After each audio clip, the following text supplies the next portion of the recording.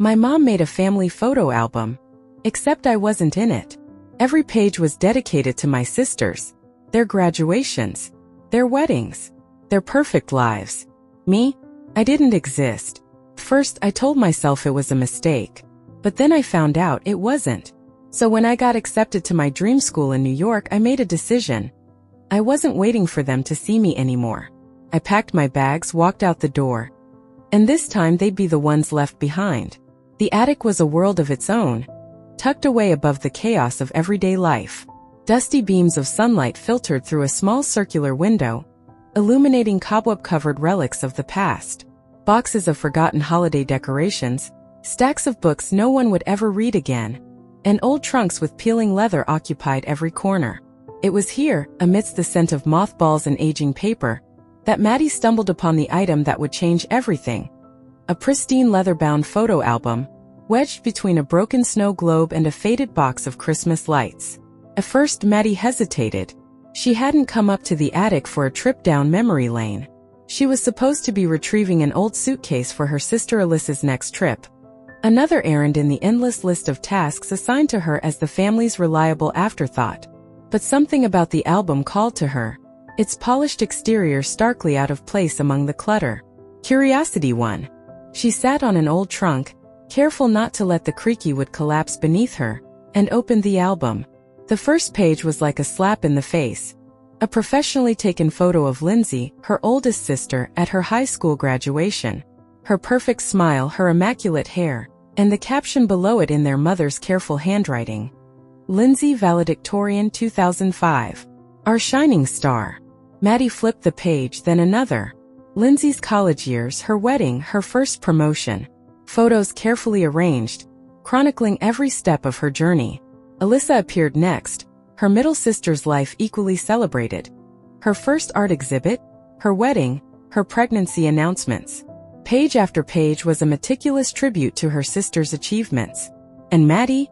Nowhere. Her breath caught in her throat as she frantically skimmed through the pages, hoping, no begging, for even a hint of her existence. A school play, a dance recital, an honor roll certificate, anything. But there was nothing.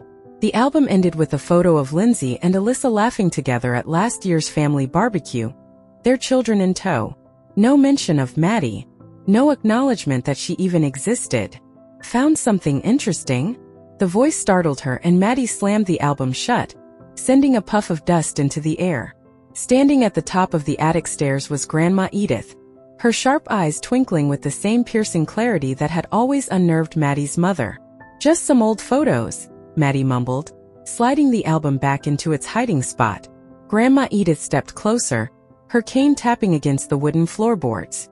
Margaret's shrine to perfection, I see. Maddie's cheeks flushed. She looked down, unsure how to respond. Grandma waved a hand. Oh, don't worry, I've seen it. Found it last week while helping your mother reorganize. She was so proud, showing me every page. Didn't even notice what she wasn't showing me. Maddie swallowed the lump in her throat. She just forgot, I guess. Forgot. Grandma's laugh was sharp and humorless. Sweet girl, she didn't forget. You're not missing because of memory loss. You're missing because she didn't think to include you. The words hit like a punch to the stomach. Maddie looked away, her vision blurring as tears threatened to spill over. It's fine, she said quietly, though it was anything but fine. Grandma repeated, her voice softening. Maddie, this family has taken you for granted for far too long. Maddie's fingers traced the edge of the trunk she was sitting on. She wanted to argue, to defend her family, to claim that things weren't that bad. But the lump in her throat was too large, and the truth was too loud to ignore. I got accepted to the New York Academy of Arts, Maddie blurted out before she could stop herself. Full scholarship. But Mom wants me to go to state. She's already talked to Lindsay about getting me an internship. Grandma Edith's eyes lit up. New York? That's incredible news. Maddie shrugged, her shoulders heavy with the weight of expectations. It doesn't matter. Mom's already decided. Decided for you or decided for herself? Grandma challenged. When Maddie didn't answer, she leaned in closer. What do you want? The question hung in the air, uncomfortably heavy. Maddie had spent her entire life not asking herself that question, and now that it was in front of her, She didn't know how to answer. I want to matter, she finally whispered. I want my own page in the album. Grandma's face softened, and she reached out to gently squeeze Maddie's hand. Then maybe it's time you stop waiting for someone else to write it for you. The next evening, the family dinner unfolded like clockwork. Lindsay breezed in first, her designer purse swinging and her twins trailing behind her like ducklings. She barely acknowledged Maddie before handing off the children with a breezy, "Just watch them for a bit, okay? Mom needs help in the kitchen." Maddie didn't respond. She simply stood up, letting the twins tumble onto the couch without her. Across the room, Grandma Edith raised an eyebrow. "I actually have work to do," Maddie said, her voice firmer than she expected. "College applications." Lindsay froze mid-stride. "What? Since when are you applying to college?" "Since I decided I wanted to," Maddie replied, her voice steady even as her hands trembled. "But you're supposed to work at my firm after graduation," Mom said. "You and Mom discussed it." "I wasn't there." Lindsay's mouth opened and closed like a goldfish, unable to formulate a response. In the kitchen, the sounds of laughter and chatter fell silent as Mom and Alyssa emerged, clearly drawn by the commotion. "What's going on?" Mom asked, her tone carrying that familiar edge of irritation. "Maddie's being impossible," Lindsay declared, her voice rising. "She's talking about art school of all things." Mom's expression hardened. "Meline, your sister needs help with the twins. Your portfolio can wait." "No, it can't," Maddie shot back, turning to face them fully. "Just like my dance recital couldn't wait while we attended Lindsay's work dinner. Or my art show couldn't wait while we celebrated Alyssa's gallery opening. My whole life has been waiting for everyone else." "That's not fair," Mom began, but Maddie interrupted. "Show me the pictures," she demanded. Mom blinked, caught off guard. "What?" "The pictures of my life. My accomplishments. My moments. Show me where they are."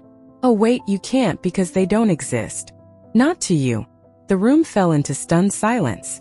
Even Lindsay's twins, normally a source of constant chaos, sat quietly on the couch wide-eyed. Grandma Edith stepped forward, her voice calm but firm. "I think it's time we all sat down and had a real conversation." And just like that, the stage was set.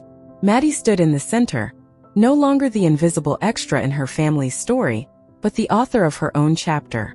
Tomorrow, she knew, would mark the beginning of something new. Something hers.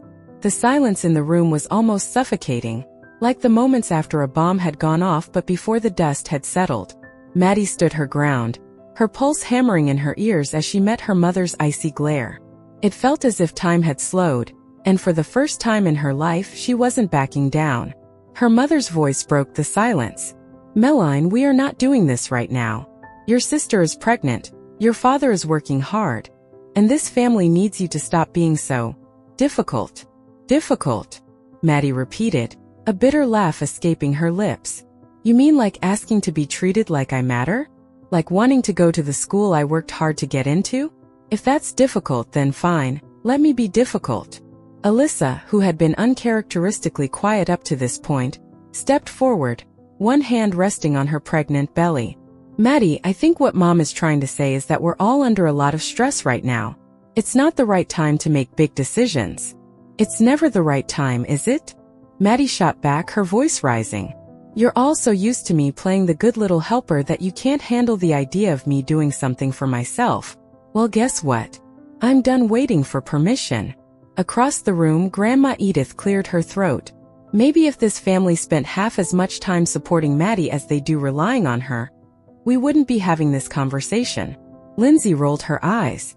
"Oh please. Maddie has had it so easy compared to the rest of us. She didn't have to take out student loans, she didn't have to work through college." "Because I haven't been to college yet, Lindsay," Maddie interrupted. "Because instead of chasing my dreams, I've been babysitting your kids, running your errands, and cleaning up after all of you while you build your perfect lives. Don't act like I've had it easier. I've just been the only one expected to sacrifice everything." The twins on the couch squirmed uncomfortably, clearly sensing the tension in the room. Maddie felt a pang of guilt but pushed it aside. She'd spent her entire life prioritizing everyone else's comfort over her own, and it was time to stop. "Maddie," her mother said, her voice dripping with forced calm. This is a family. We all make sacrifices for each other. No, Mom, Maddie said, her voice trembling but resolute. Some of us make sacrifices. The rest of you just take. And I'm done being the one who gives everything away. Her mother's lips thinned into a hard line, and Maddie could see the storm brewing in her eyes. But before she could speak, Grandma Edith stepped in. She's right, Grandma said simply. And if you had half the sense I raised you with, Margaret, you'd see it too. Mom turned on her heel, clearly flustered. I need to check on the roast, she muttered, retreating to the kitchen. The tension in the room didn't dissipate.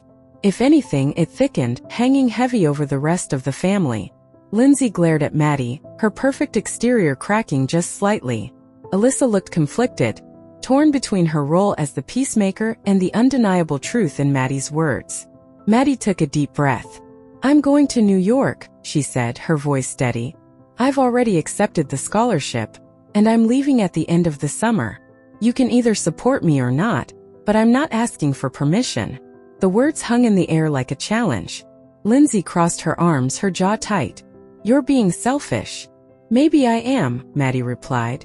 But if putting myself first for once is selfish, then I'll wear that label proudly. Upstairs in her room, Maddie sat cross-legged on her bed, surrounded by sketches and supplies. The fight downstairs had left her emotionally drained, but for the first time, she felt like she was finally standing on solid ground. A soft knock on the door broke her train of thought. Come in, she said, expecting Grandma Edith. Instead, Alyssa stepped inside, her expression unreadable. She shut the door behind her and leaned against it, her hand still on her belly. You really mean it, don't you? Alyssa asked quietly. About New York? Maddie nodded. I do. Alyssa hesitated, then moved to sit on the edge of the bed. She picked up one of Maddie's sketches, a delicate charcoal drawing of a dancer mid-pirouette. You're talented, she admitted, her voice soft. I always knew you were. I didn't think you'd actually go for it. That's the difference between us, Maddie said, unable to keep the edge out of her voice. I'm not giving up on myself. Alyssa flinched, but she didn't argue. Instead, she set the sketch down and looked at Maddie with an expression that was equal parts envy and regret. It's not as easy as you think, you know, being out there on your own, chasing a dream. I know it's not easy, Maddie replied, but staying here and letting all of you control my life isn't easy either. Alyssa looked down at her hands, her fingers tracing invisible patterns on her knees. I wanted to go to art school once, she admitted, but Mom said it was just a phase. She said I'd grow out of it, that I needed something more stable. So I went into teaching like she wanted. And now? Maddie asked, her voice softening. And now I'm married, pregnant, and painting nursery murals, Alyssa said bitterly. It's not exactly the dream I had when I was 17. Then why are you trying to stop me? Maddie demanded. You of all people should understand. Alyssa sighed, rubbing her temples. Because it's scary, Maddie. Going against what everyone expects of you. Taking a risk that big. It's easier to just stay in line. Well, I'm not staying in line anymore, Maddie said firmly. I'm not going to let fear stop me from living my life. Alyssa looked at her younger sister for a long moment, then reached out and squeezed her hand. I hope you make it, Maddie. I really do. Maddie smiled, a small but genuine smile. Thanks, Alyssa. As Alyssa left the room, Maddie felt a flicker of hope. Maybe, just maybe, she wasn't entirely alone in this fight. The next morning, Maddie was in the kitchen packing her portfolio when Grandma Edith walked in, her cane tapping against the tile floor. Big day, Grandma said, her eyes twinkling. You ready? Maddie nodded, her nerves buzzing. Yeah, I think I am. Grandma placed a hand on Maddie's shoulder, her grip firm and reassuring. Then let's go show them what you're made of. Maddie smiled, her heart swelling with gratitude. For the first time in her life, she felt like someone was truly in her corner. And with Grandma Edith by her side, she knew she could face whatever came next. The morning was deceptively calm, sunlight streaming through the kitchen windows as Maddie and Grandma Edith prepared for what was shaping up to be one of the most pivotal days of Maddie's life. The family dinner the night before had left the house in a tense silence, as if the walls themselves were holding their breath. Maddie, however, felt lighter than she had in years. "You've got everything?" Grandma asked, motioning to the portfolio bag Maddie had slung over her shoulder. Maddie nodded, securing the strap. "Portfolio, acceptance letter, my scholarship info, everything's ready." "Good." Grandma gave her an approving nod. "Today's not just about what you're leaving behind, Maddie. It's about what you're building for yourself." Maddie's heart swelled with gratitude for her grandmother. Edith had been her anchor through the storm, the only one who had truly seen her, supported her, and believed in her when no one else did. If not for her, Maddie wasn't sure she'd have had the courage to stand her ground. Before they could leave, the sound of a car pulling into the driveway interrupted them. Maddie glanced out the window and sighed when she saw Lindsay stepping out of her Mercedes, her expression grim and determined. "Speak of the devil," Maddie muttered, setting her portfolio down on the counter. "What does she want now?" Grandma raised an eyebrow. "I'd wager she's here to try one last time to reel you back into the fold." "Want me to send her packing?"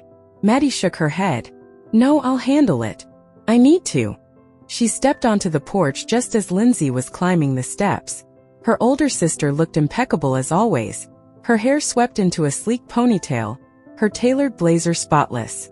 But there was an edge to her posture, a tension in her jaw that betrayed her usual composed exterior. "Maddie," Lindsay said, her voice clipped. "We need to talk." "Do we?" Maddie crossed her arms, her tone cool. "Because unless it's an apology for last night, I don't think we do." Lindsay's lips pressed into a thin line. "Look, I get it, okay? You're angry and you feel like you've been overlooked. But you're being impulsive. This whole New York thing, it's a mistake." Maddie took a deep breath, forcing herself to stay calm. "It's only a mistake because it doesn't fit into your version of my life. That doesn't make it wrong, Lindsay. It just makes it mine." "And what happens when you fail?" Lindsay shot back, her voice rising. "When you're broke, alone, and desperate? What happens when New York chews you up and spits you out? Are you going to come crawling back to us, expecting us to pick up the pieces?" Maddie's jaw clenched. "If I fail, I'll figure it out. But I'd rather fail trying to live my dream than succeed living someone else's." Lindsay scoffed, shaking her head. "You're so naive.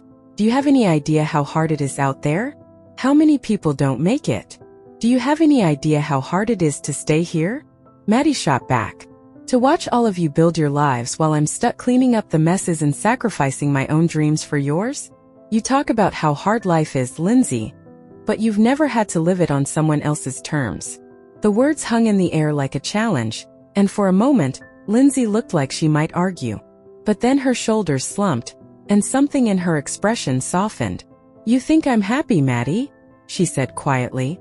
"You think I don't regret giving up writing, that I don't wonder what my life could have been if I hadn't let Mom and Dad steer me into marketing? I cry in my car after work because I hate my job. I feel trapped every single day. But I stayed because I thought it was what I was supposed to do." Maddie's chest tightened. She'd always seen Lindsay as the golden child, the one who had it all together. Hearing this confession felt like seeing behind a curtain she hadn't even known was there. "Then why are you trying to stop me?" Maddie asked, her voice softer now. "Why do you want me to stay when you know how it feels to give up your dreams?" "Because..." Lindsay hesitated, her voice breaking. "Because if you leave, it means I could have left too. And that terrifies me." For a moment, Maddie didn't know what to say. She had spent so long resenting Lindsay for her perfection, for her success, for the pedestal their parents had put her on. But now she saw the cracks, the fractures hidden beneath the surface. Lindsay wasn't perfect. She was human just like Maddie, and she was struggling too.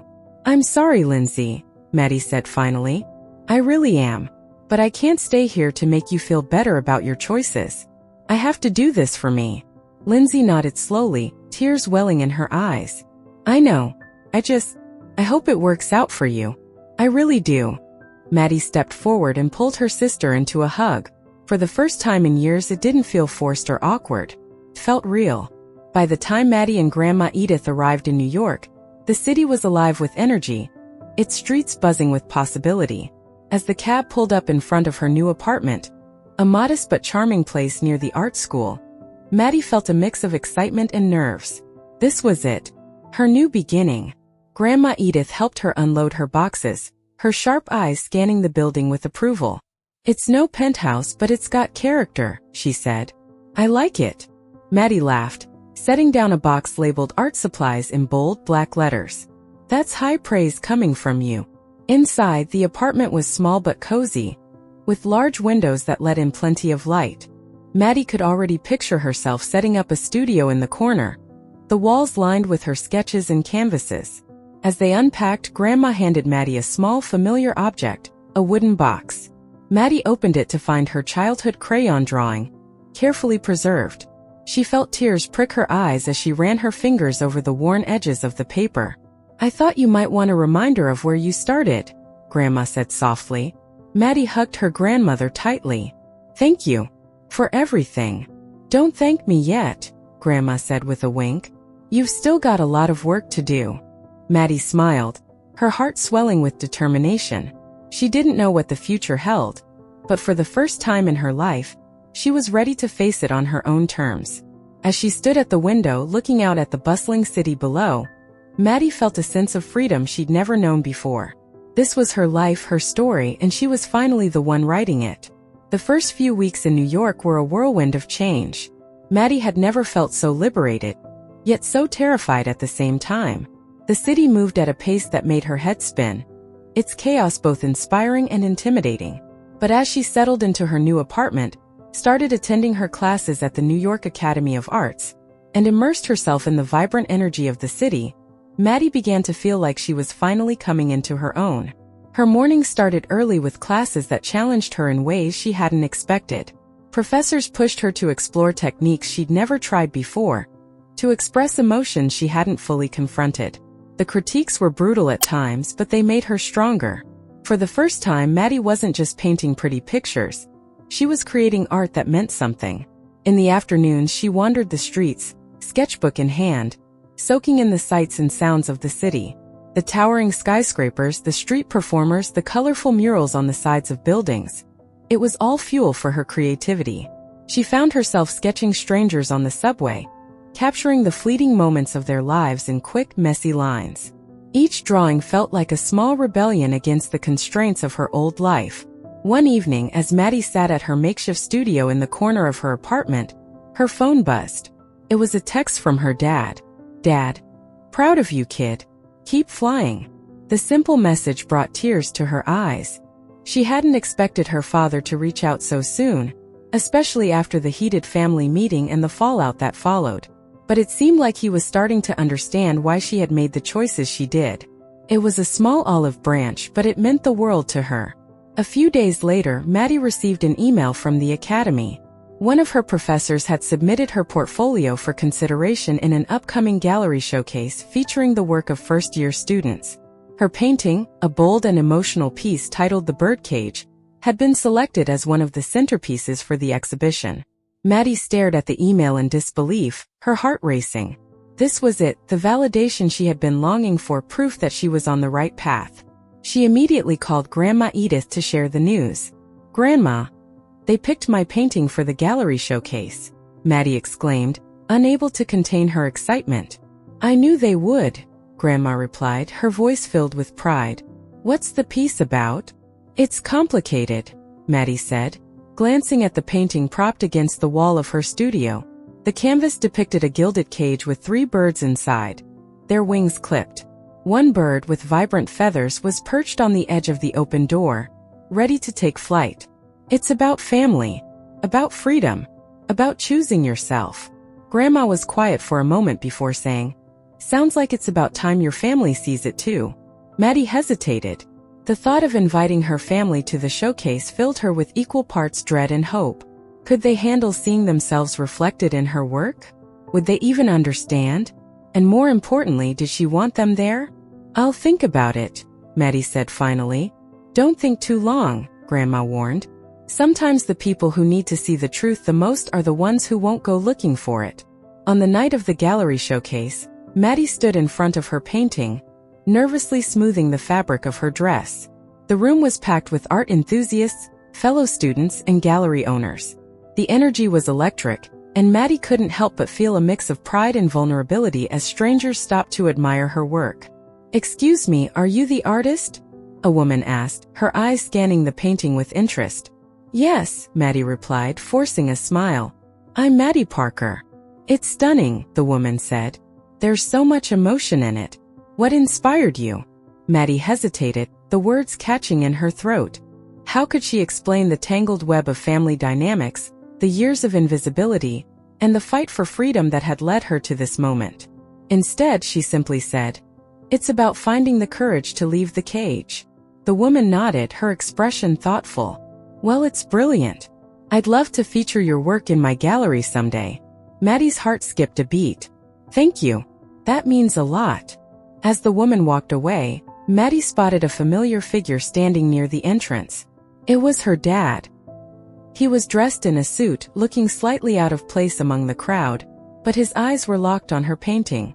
Maddie's breath caught in her chest. She hadn't invited him, but somehow he'd found his way here. She approached him slowly, her nerves threatening to overwhelm her. "Dad," she said softly. He turned to her, his expression unreadable. "It's powerful," he said, gesturing to the painting. "It says everything you couldn't." Maddie swallowed hard. "I wasn't sure you'd understand." "I didn't," he admitted. "Not at first. But I'm starting to." "You were right, Maddie. About all of it." Tears pricked her eyes as she took in his words. "Thank you for coming. I wouldn't miss it," he said, his voice thick with emotion. "Your mother wanted to come too, but, well, she's still figuring things out." "That's okay," Maddie said. "I needed to figure things out too." They stood in silence for a moment, the weight of their shared history hanging between them. Then, to Maddie's surprise, her dad reached into his pocket and pulled out a small photograph.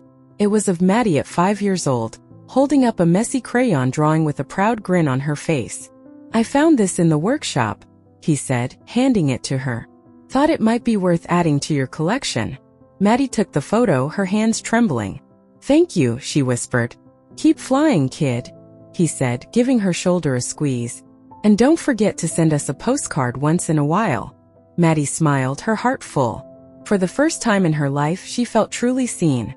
Not just by strangers or art critics, but by the people who mattered most. And as she stood there, surrounded by her work and the people who had shaped her journey, she realized that this was only the beginning. New York wasn't just a destination. It was a blank canvas, waiting for her to fill it with the bold, unapologetic strokes of her own story.